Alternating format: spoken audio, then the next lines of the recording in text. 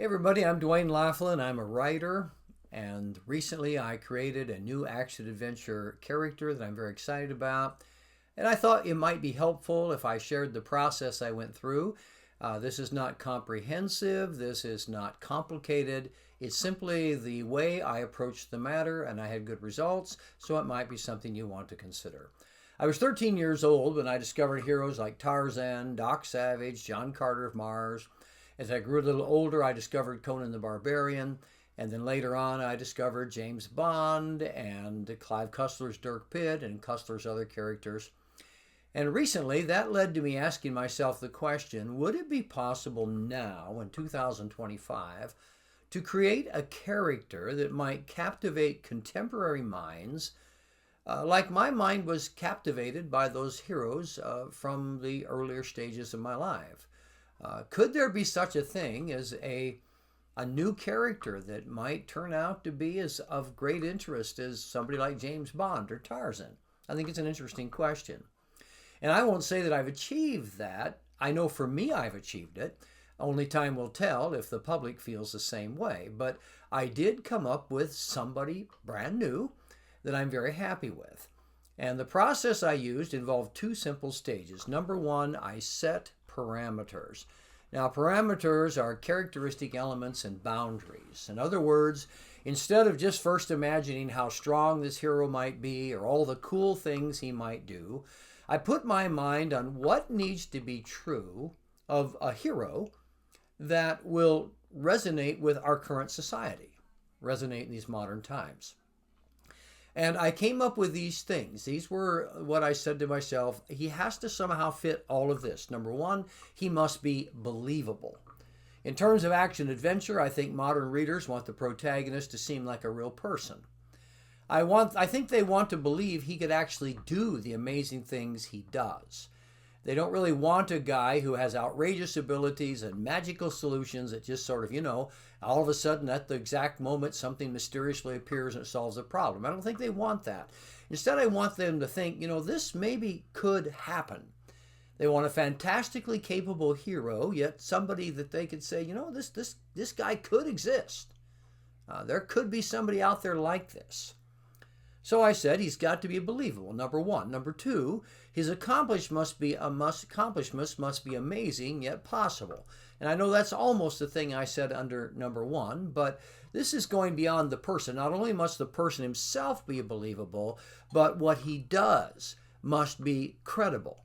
In other words, if this one guy is going to beat up five guys, I can't just say, well, he's a kung fu expert. I cannot throw reality out the window and forget about the fact that somebody could jump on him from behind and pretend like this guy can overcome multiple blows to the head. No, I want it to be realistic.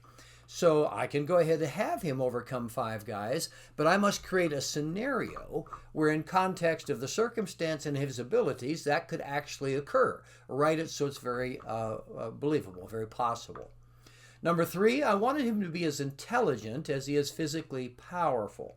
Now, I know there are some people that think, action, action, action, that's all people want, but I don't believe that. I think especially the modern reader is attracted to quick-wittedness, attracted to creative problem solving, and the simple concept of a hero outsmarting evildoers.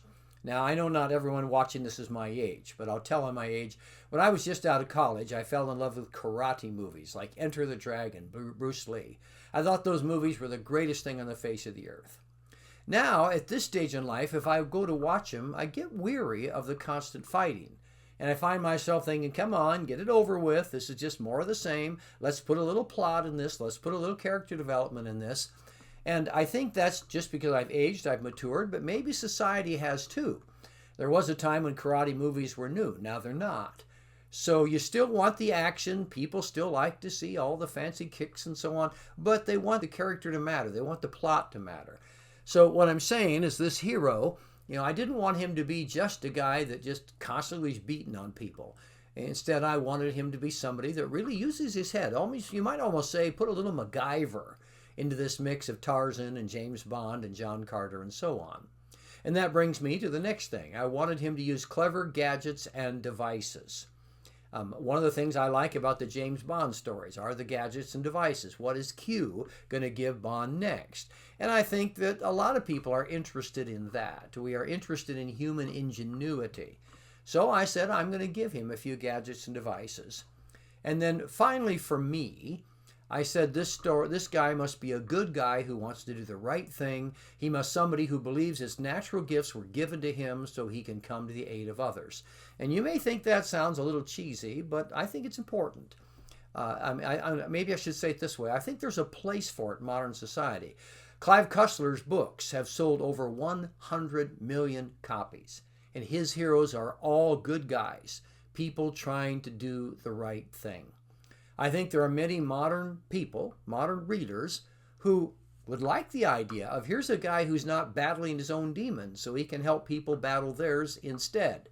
So I said, I'm going to make my guy like that. He's not perfect, he's not flawless, but he's truly a good guy trying to do the right thing. Then the last thing is it's a parameter for all my stories because of who I am as a person, but I said there'd be no profanity or explicit material. I've got to figure out a way to write this so it's really gritty, truly realistic, something that people can buy into. As you know, as I said earlier, a character can be real, and yet I'm not going to cross the line as far as the words I use and certain things I describe. So I created these parameters. I'm not saying you need the same parameters, but I'm saying if you want to create a hero, I would suggest you start by, instead of trying to just immediately conjure up the hero in your mind, say to yourself, what are things that must be true or can't be true about him? What do I think this hero needs to be to captivate a modern mind? Then once I did that, once I set the parameters, then I brainstormed. I just started thinking about what would fit into this framework, and I gave myself 2 guides for this brainstorming. Number 1, don't reinvent the wheel. I didn't want, here's another special forces guy who gets caught up in the spy game. There's been tons of stories done on that. They're great stories, but I didn't want to write yet another one. I didn't want, here's another person who is burned by the CIA. Here's another person who is a conflicted assassin. And don't get me wrong, I like those kind of stories. I read those stories. But I thought, so many stories like that have been written. What can I do that's different? So my guy has to fit that framework, but he's got to be not like what everybody else is writing about. And then secondly, I said, I must write about him in a credible manner. So it's not just that the character's credible, what he does is credible, but I must be credible as a writer, which means I couldn't pick a subject, I couldn't pick a hero with attributes that I don't know much about.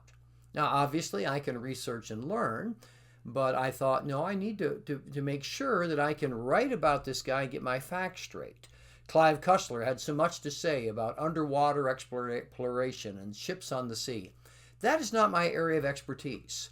I'd like to think if I researched adequately, I could write about it, but it's not something I know about that well. So I said, let's put him in a situation where I can learn whatever I need to know and write about this basically as if I'm an expert. And if you're curious about what I came up with, in a nutshell, I named the guy Thomas Adam Gray. He's a huge, muscular, idealistic, somewhat naive young man who joined the Secret Service because he wanted to do something good with his life. He becomes disillusioned about protecting politicians he can't respect. He's disgusted with things he sees behind the scenes, so he leaves the Secret Service to start his own protection agency. So now he's not a former special forces guy. He's not a FBI agent. He's a Secret Service agent who's retired. I think that's a little different than a lot of characters. So he establishes his own agency, and from there he meets people and gets involved in these very exciting international adventures. Obviously, I'm excited about him enough. I'd like to tell you more and more about him, but that's really not the point of this video. The point is, I came up with something I was very, very happy with.